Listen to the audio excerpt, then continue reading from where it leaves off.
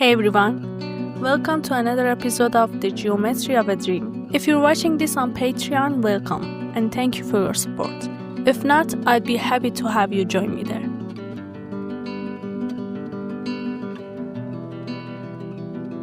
I've decided to cover each look's texturing process in a separate video, so I can go into more details and share extra tips. For this look, I really wanted to focus on keeping everything super light and transparent. So I started with one of my lace fabric materials as the base, and then moved straight into the colors. First, I added the fill layer with just the base color turned on, and set it to this soft blue. Then I duplicate that layer, switched the color to purple, and added the mask to blend these two together. After that, I dropped in a third color layer just to add a bit more depth and detail. And honestly, that was enough to get the color where I wanted it. Next, I wanted to bring in some more metallic accent. So I created another fill layer, adjusted the metallic setting, and then added the mask to paint these very thin stripes across the fabric.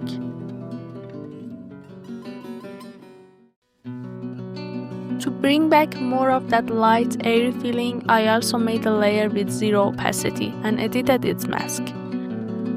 This gives me a subtle glowing effect on the petals. I used the position generator to target just the tips. Added the directional warp with the directional noise 4 to get that textured look, and then used the transform filter to realign everything.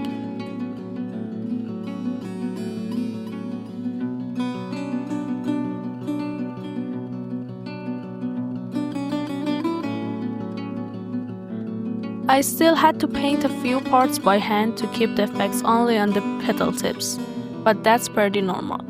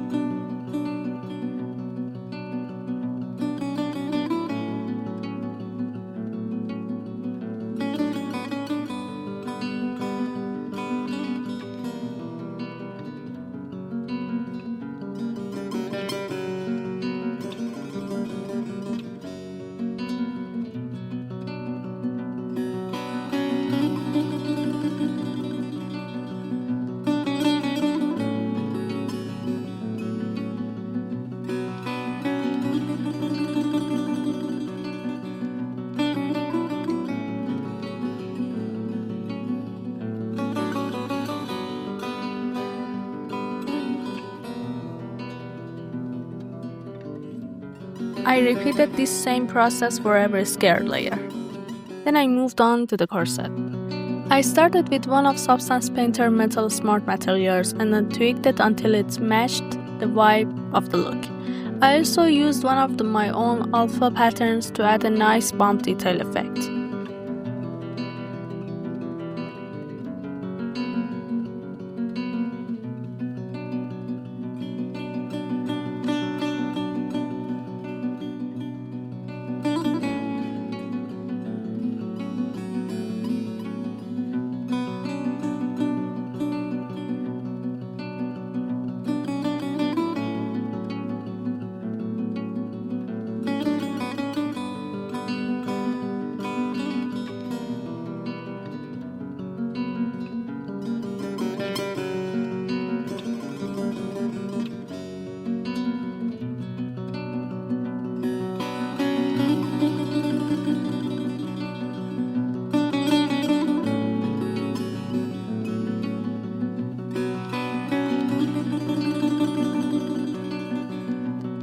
Once all the texturing was done, I jumped back into Clo 3D and assigned the materials to the garment.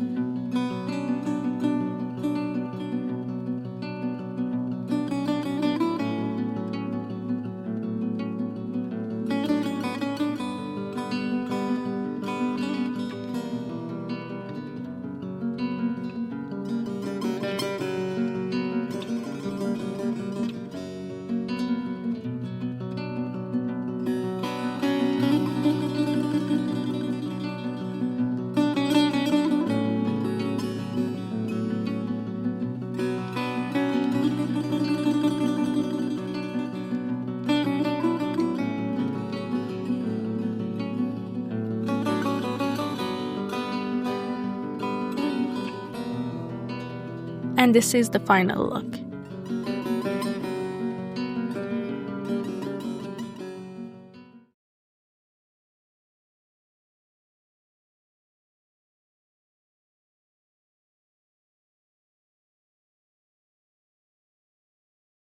See you next week.